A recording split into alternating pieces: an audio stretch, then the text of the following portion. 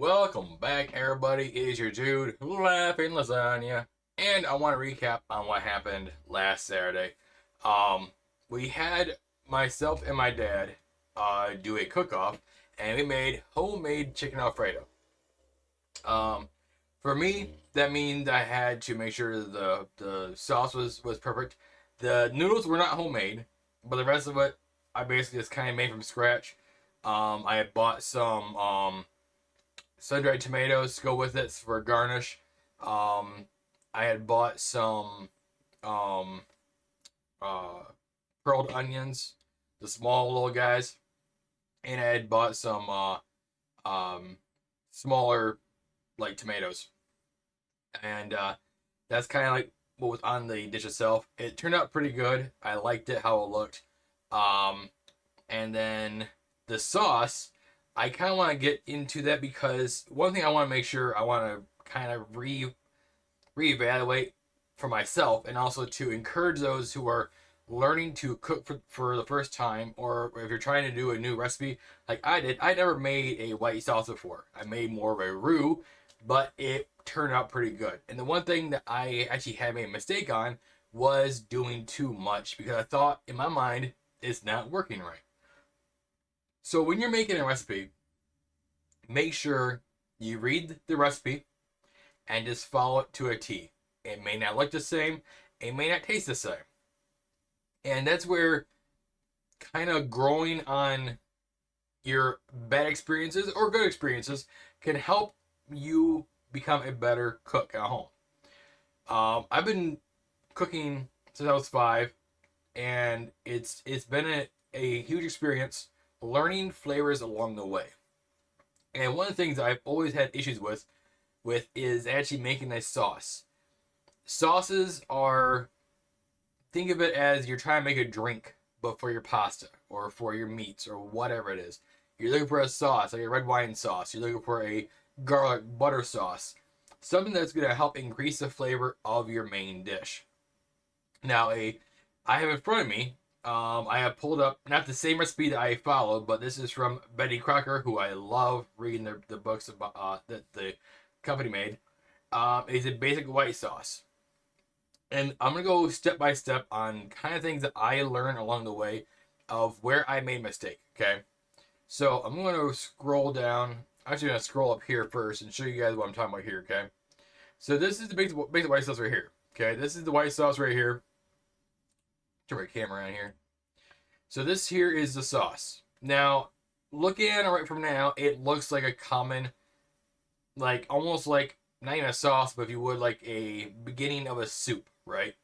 And that's kind of what this sauce looked like when I first started making it. It looked like a soup, and I'm like, this is not good because first things first is you're gonna need milk, flour, butter, and then your seasonings. I won't give all the recipe details about it, but mine had a couple of fun things. I looked up actually how Gordon Ramsay made his sauces, and a white sauce is one of the things that he actually made. One thing you're going to want to have readily available with you is a whisk. Whisk is very important. If you don't have a whisk, you also can use like a if you cook this in a metal pan, you can like use a fork. So that it's not going to scratch the bottom of your pans, but use something that will help the flour dissipate better. Okay. So the whisk is what they prefer, which I would say again, I would prefer a whisk over anything else right now because a whisk it will basically be like a think of like a bunch of spider legs, but they're all there stuck in one spot and they're basically pushing things around, right? They're tearing apart the elements of whatever is in there and making it smoother, right? So one thing is it says melt the butter. So melt the butter that you are using for this sauce, and then put in the flour. Now the flour is very very very small amount of flour, but what's gonna do is gonna grab all that butter and go like this, like a little ball, right? Or whatever it is. It's gonna turn into like a paste in the bottom of your pan. Don't let this scare you. And then when it says add milk, you're gonna have to add milk, not the entire time. I would say when you're doing, let's just gradually stir in the milk, okay? when you're doing your sauce, right? And you're whisking your flour mixture, flour water or flour butter, and you're pouring that milk in there. Take it off the heat first, okay? Pour the milk in. It's got to be nice and cold milk. Whisk it in there. Like do a third of it, okay? Whisk it in there. Put back on the heat. Keep whisking. Put the other third in there. Keep whisking it, and then take it off the heat. Pour some more in. Do it again.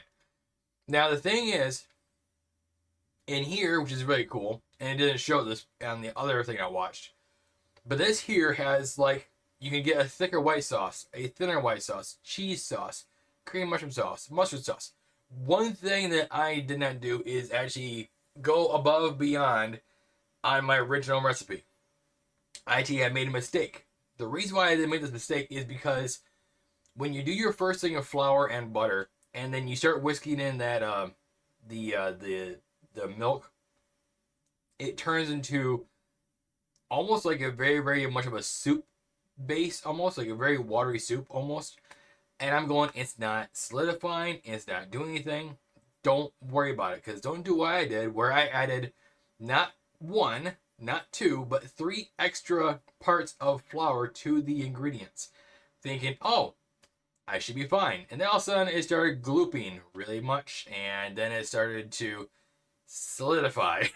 And when it solidified, I figured, well, put more water in because I can't have it solidifying. And now my small saucepan is now getting filled in the sauce and cement mixture, and it was not turning out to be a good sauce. So the recipe says one thing, make sure you follow the recipe, because the one thing is flour has a very distinct flavor. When you're baking with it, you're cooking with it, if you put too much flour in it, you're going to have a pasty taste in your mouth. And it's not going to be good for anybody, and you're going to ruin your entire sauce. So when you're doing the recipe, again, make sure follow the recipe to a T. And if you need to remove the heat element from the sauce, make sure you do that in increments when you're pouring the third, okay? The third, done, third. You keep whisking it. The other thing that I make sure is there's certain things that you can do to increase the flavor. Let's say here you can do mushrooms, you can do you can add cheese to it, you can do whatever. And then the dishes you can do, the reheating, and then yada yada, right? I would recommend when you're doing this certain recipe that don't think of, if you fail the first time, there's gonna be a failure next time. Think of what you did before and go, what did I do wrong? What did I do right? And how can I improve it? How can I make it better? Maybe look at a different recipe. Maybe someone has a better idea or a better way to show you how to make your sauce. Okay, because a lot of sauces, like I said, are like a hardcore recipe of precise ingredients and precise measurements.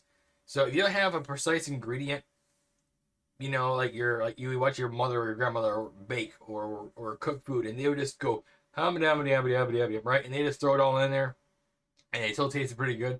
They've been doing it a lot longer than you and I have doing. So when you're making this recipe, again, like I said, make sure you follow all the ingredients properly. Make sure you follow the recipe properly.